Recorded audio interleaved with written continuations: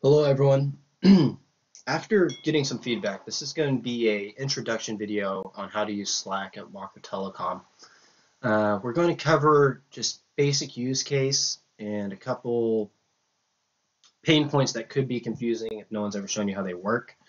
But after using them for a little bit, you'll see the usefulness of it. So to start off, you've logged in. You'll be in the Martinez office. Everything's on the left, and it's organized by what we call channels. You will see channels for us, usually with a job number, and then there's some standards. I have all of them. There's control settings, so depending on your job here at Walker, you'll only see what you have. So if you're only on a couple jobs, you're not going to see all of these, you're only going to see a couple. And when jobs finish, we can archive them, so they'll go away to keep this really organized. Past channels, if you go down a little lower, we have something called direct messages, and it's exactly what it sounds like. So here, you can send any message to one person. They're the only one that's going to receive it, and it'll be here. You can also put information to yourself. People like to jot this down. I use it for note-taking when I need to. But we're really going to shift over to channels, and then I want to show some very specific features that work across everything. That's channels and direct messaging. So if I go to, let's pick a job, 5669. Here's everything. Now we write a message, blah, blah, blah. When you click enter, it's going to send the message. Test message for training video. Okay, that came through. Boom. Everyone that's in this channel will see this. Now, additionally, there's some things that you should know. Say you make a mistake. Maybe you forgot a letter and you're like, oh, forgot my E. Unlike traditional messaging, you don't need to write another message saying that you spelled that wrong. You can go over here, and this is the big thing I want to show everyone. Every single message, when you highlight over it with your mouse, a little rectangle appears in the corner. Now this rectangle is made up of a few key buttons. So on the left, these are like emojis, is what they're called. So if I click this emoji, it's going to add that. Everyone sees these. And these are, you can change this. I can show if you want personally how to change these, the ones you want the most often. If you click this button, it opens up all the emojis and you can search them. But then the last couple here is, we'll get to reply thread in a sec, forwarding in a sec, and then save later is if you want this to actually be saved to this later section. This is a good way if someone asked you to do something. This is kind of a way to keep it organized across all channels, but it will stay in the channel you're working in. And the last one here is 3 dots, and this is more actions. So what I wanted to show is, say you type something in wrong, or you forgot to add something, you can actually edit your message. You don't have to write a new message, you can edit it. And here's the cool part. When you click save, it tells people that it was edited, meaning it's been updated. Now from here, I'm going to show a couple other key features, but I'm just going to go ahead and do it from an editing standpoint instead of adding a new message. So we have the same message here. In the same way you can edit, you can also delete a message. Oh, maybe you didn't mean to send it, maybe you sent it to the wrong channel, you can delete it. The next one is, and I'm going to do edit, but you can do this when you write a new message. And this is really nice for notification purposes. Say there's 5 or 6 people on this job in here, and you want everyone to see it, but there's a question you have for someone. Well, normally, you might go, Aiden, can you check blank for me? Question mark. That's what you might do. Well, something really cool you can do. Instead of putting Aiden, if we use the @ symbol and then type in Aiden and click enter, you'll see that this is in blue.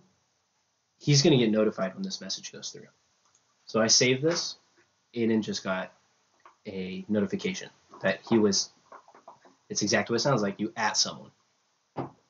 And this is a really nice way of letting people know specifically who it matters for. Maybe it's 2 people. You say @ Aiden, and then I'll @ myself actually, and at James, can you check link for me? This notifies both of us. And this is really nice for keeping things organized. You can also search this way so you can find it if it was something was specific to someone. It's really nice.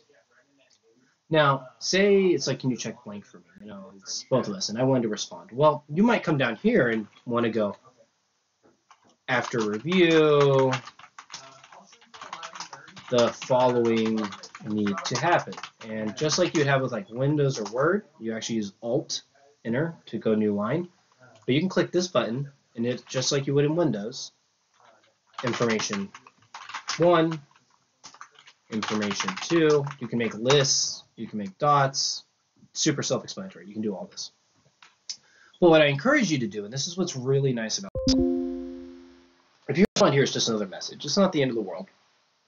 We will see it. But to keep things organized, let's actually bring our attention back to this little rectangle with all the buttons. And I said we'd come back to this. This one that looks like a little, it's supposed to be like a message, but the circle with the 2 lines. It says reply and thread. And here's what's really cool. If I click reply and thread, see it popped up here on the side. And I'll write the same message. After review, this needs to change. This needs to change. I have a question regarding blank. Let me know, right? It's like I wrote a response to their question, right? And I click enter. Instead of, see how it didn't add a message, like if I wrote down here, test, that's a new message. But it is right here. You see this? It says 1 reply. So if I click view thread, that's right here. Now if I came over here, real quick, click view thread, it's a different thread. So now if I come back, here's what's really cool. That thread's still there because nothing's changed, but it came in here, say it responded. I click view thread, it's right there. And this will follow as people respond, but it doesn't add clutter to the specific channel. It's a really nice way of organizing information. And you can continue. You can do all the same stuff too, by the way. You can at people, at James Elliott. Please take a look at the above and let us know your thoughts. You can do all this. And we can just keep on going. This will never end. You can do an unlimited thread. It's great. And it, again, really reduces clutter. So I really encourage, if there's anything you take from this video, this is it. Reply in threads. Everything else is bonus. Everything else will come with time, like using emojis. You don't have to do that. And if you want to respond and not use emojis, great, but do it in a thread. Now, the last thing I want to show, and sometimes it matters, sometimes it doesn't. I don't use it as much. But sticking with everything that this can do, there's one more thing you can do. You can forward a message. And you can send it to a specific person. So like if I say James Elliott, please check this, right? And I click forward. It moved automatically, but this was forwarded into the direct messaging. See? But it's still here. Still here. That was to send it to one person. So if you have a question for a single person, you don't want everyone to see your message, you could forward it. That'd be a really good use case. Maybe you want to put it in a different job number before you delete it. Maybe the information's still important, but you accidentally put it in the wrong spot. You can forward, then delete, and you'll have no issues. And it's really nice. So there's a few other things that Slack can do, but I'm not going to go into. There's this section called apps. Don't worry about it for now. But I'm using this. They're kind of like add-ons, and they allow me to do certain things. But this is just the basics. So if you're watching this, I hope the one thing that you take away is please, please, please use reply and thread. And then once you start doing that and you're comfortable with that, start adding people. Adding is a great way to keep things organized. It's a great way for people to automatically get notified that someone's talking about them. If they don't, and if we follow this and they don't at you, it has nothing to do with you. Also let you know that you can add all. Sorry, everyone, I think is it. This isn't working right now. I can fix this, but there is ways to add the entire channel.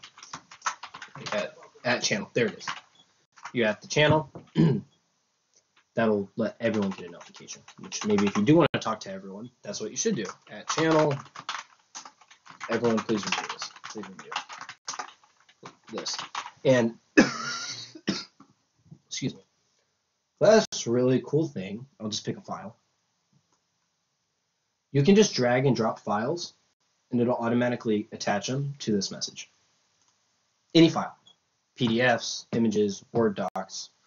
This is a really good way to also have people take a look at something. Obviously, we do use a cloud service for a shared folder system, and we're not going to change that. It has a lot of beauties to it. But sometimes we're just quickly like, can you look at this? We don't need them to see the whole folder. We don't need to make them waste their time opening up a specific job number in the folders. They can just look at this one file, give their opinion, give it back. So that concludes this. Thank you for your time.